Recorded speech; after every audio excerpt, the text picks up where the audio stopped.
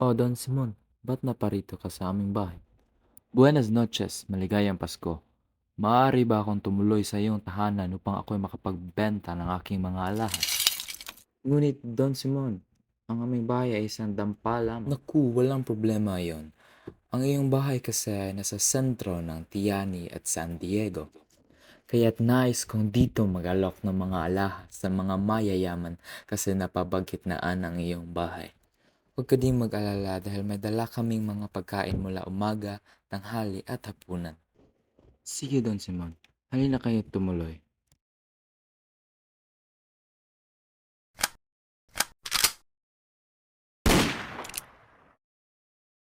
Maliit lamang ang baril na ito, ngunit nakamamatay.